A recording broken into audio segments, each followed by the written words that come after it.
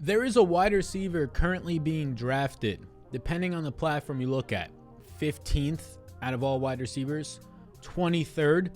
That means as a wide receiver 2, a borderline wide receiver 1 is where he's currently going in the average draft position. I myself have him as my wide receiver 30, so not that close. He's the 49th player taken off the board right now on Underdog Fantasy ADP, the sharpest ADP that's out there. 49th player, the sharpest. He is my 69th player off the board right now. That's a 20 spot difference. Now you may be saying to yourself, well, who is this man? 20 spots, that's almost 2 rounds. 12 team drafts, the new standard. If you're still playing 10 team, that's 2 rounds. That's a 2 round difference right now. So I'm never getting this guy. I think you should definitely, most definitely stay away from this wide receiver. This is a wide receiver that I've played in fantasy football as a low-owned player in daily fantasy sports. I've owned him about 3 years ago, and it was a lot of fun. It's a great story. Showed up to camp, showed up to the practices, and just said, no, I know I didn't make the team. I'm still going to just show up until you tell me I'm on the team. I mean, bold, crazy, but it worked. That man's name, who's going as the wide receiver 15 on ESPN, wide receiver 23 on Underdog, but in my rankings, he's wide receiver 30. That is Adam Thielen.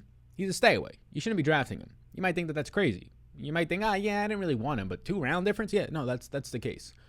And this video is going to tell you exactly why you shouldn't be drafting him. There's a lot of reasons, not just himself. Really, a lot of his situation is going to impact that. But who else is on the team?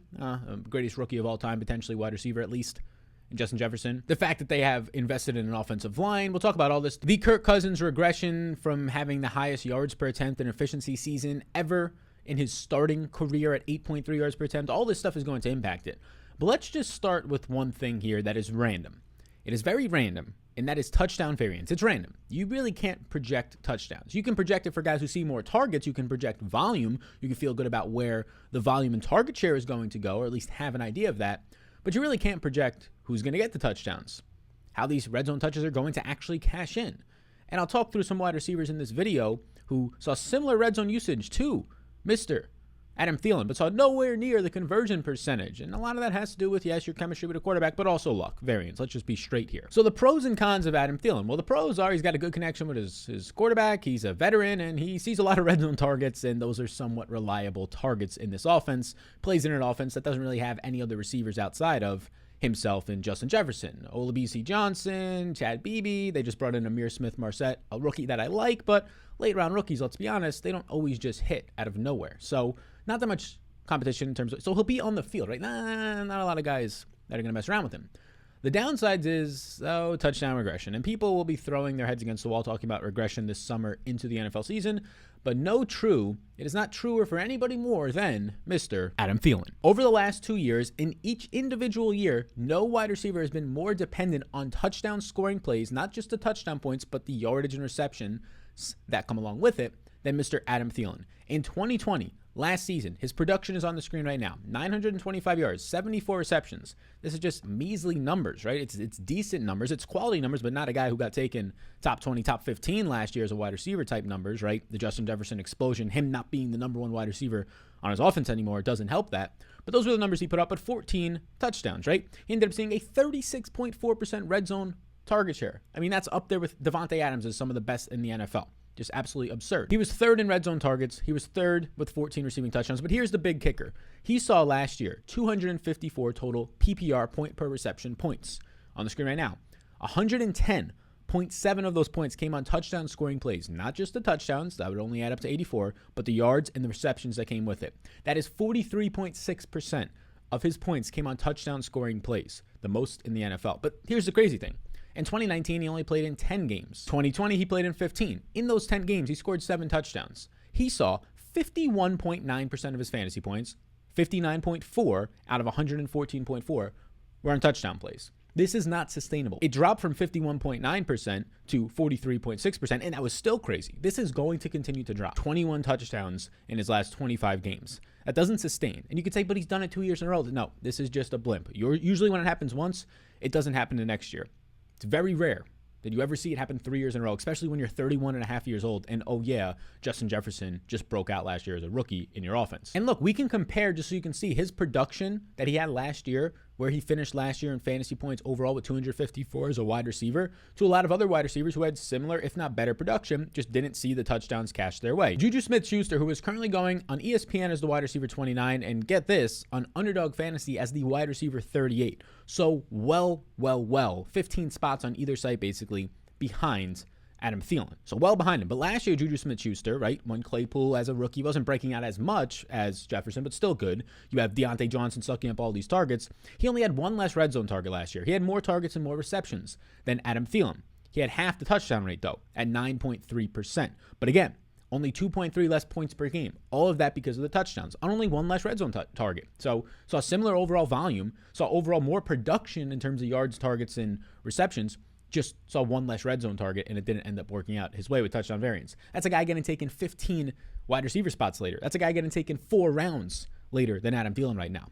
That is ridiculous. Before we continue going with this one, I'll let you know about the 2021 Supreme Draft Guide. It's my draft guide, my ranks, my tiers, my top 200s, player profiles, key stats, all the stuff that I use to prepare for all of my fantasy football drafts currently and the ones that are coming up in the future. You can have it all right now, limited time only, for free thanks to our sponsors. Check out how to get this offer and take advantage of it down below in the description.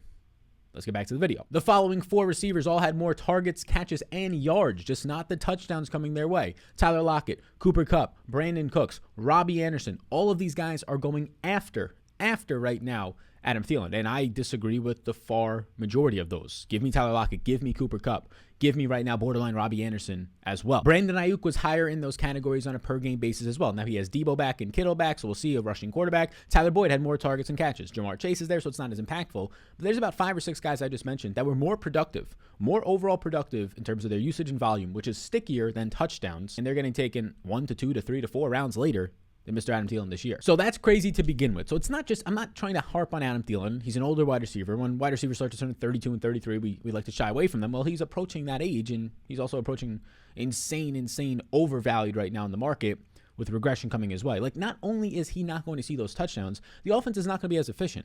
Like last year, you saw a big year of Justin Jefferson. There's no wide receiver 3. There's no more Kyle Rudolph, who wasn't involved too much. And they ran the 2nd most rushing attempts for Dalvin Cook in the NFL, the 8th most run plays per game in the NFL. They trailed in some games, so they had to throw more. So you see all that, and you say, hey, if anything, maybe they regress to being more of a throwing team. I don't think so. That's not the way that they're built. They just invested first-round capital, 2 of their first 3 picks in offensive line play. Christian Darrisaw, right? They ended up bringing in their only guy in free agency, a center, Mason Cole. They're investing in this offensive line. It makes sense. It's Dalvin Cook. That's it. That's what this offensive line is. That's what this team is built off of, play action passing from Dalvin Cook. And I don't think they're going to be as effective and as efficient. That includes Justin Jefferson from a career year already as a rookie. The best rookie campaign of any wide receiver ever. So I don't think they're just going to be as efficient. Why? Because out of every single year that he has started as the season to starter, being a starting quarterback, this was the best last year. Best year out of Kirk Cousins, 8.3 yards per attempt. The previous best was around 8 yards per attempt in his first year as a starter, the one that got all of him his buzz and his future contracts. So 8.3 yards per attempt, the 3rd best in the league last year. That is likely to drop. Expect them to run a lot with Dalvin Cook. They have 2 tight end sets still. I mean, Kyle Rudolph's gone, but Tyler Conklin might be just as good. If you haven't heard the name, you're going to start to hear it this year. Irv Smith is obviously there, the 3rd-year player who can be used out of the backfield, in the slot, out wide as a standard tight end. So they're going to go with a lot of 2 wide receiver sets. And now they drafted Ihmir Smith-Marsette as a rookie, who I indeed like. I don't think he's going to push Adam Thielen by any means, but I think he's going to be on the field in some 2 wide receiver sets, and Justin Jefferson ain't coming off the field in those ones. So at the end of the day, it's all about value and ADP, average draft position. And you just can't be in this situation where you keep saying if he continues to see these red zone targets, if the offense stays this efficient, if he continues to stay healthy as a 31.5-year-old, if he continues to cash in on unprecedented touchdown percentages and percentage of his fantasy points from touchdowns. If you would have said that all last year, I would have called you crazy. It ended up happening, so you lucked into that one. It's not going to happen again. I can guarantee that. At his current ADP, I will never draft him. Wide receiver 15 on ESPN, that's a donkey move. Wide receiver 23 on Underdog, that's still bad. You're looking for another 10-plus touchdown season. He's projecting out for me for like the high 800s in yards, high 60s in receptions. That's not going to get it done. Just not going to get it done. You need 10 to 12-plus touchdowns out of him. I get it. You've had it for the last year to year and a half. You're not going to get it this year out of Adam Thielen. Don't draft him. Just don't. Unless he starts to fall into the 6th and 7th round, which is not going to happen. Go ahead and take DJ Moore and Tyler Lockett, and definitely Cooper Kupp of all these guys. I mean, Cooper Kupp and Matthew Stafford, yes. Go ahead and take Brandon Ayuk and Robbie Anderson. Heck, I'm not too big on taking Juju, but I would consider it compared to Adam Thielen right now. There's a lot better value, not only at the wide receiver position, but other positions at that point in the draft. If you're drafting Adam Thielen right now as your wide receiver 1 or wide receiver 2, you're building a bad fantasy football team. stay away from Adam Thielen in 2021 fantasy football. Thank you for tuning into this video about staying away from Mr. Adam Thielen, the 2021 fantasy football playlist with all bunch of different videos like this one and a little bit more things in there. Mock drafts is down below right now. And you can also hit the subscribe button that's popping up. If you want to get access to the 2021 draft guide, you can do so right now. And that is linked down below for free, a limited time only. Right now, thanks to our sponsors, Prize Picks. Check it out down below. Thanks for tuning in. I'll see you all in the next one.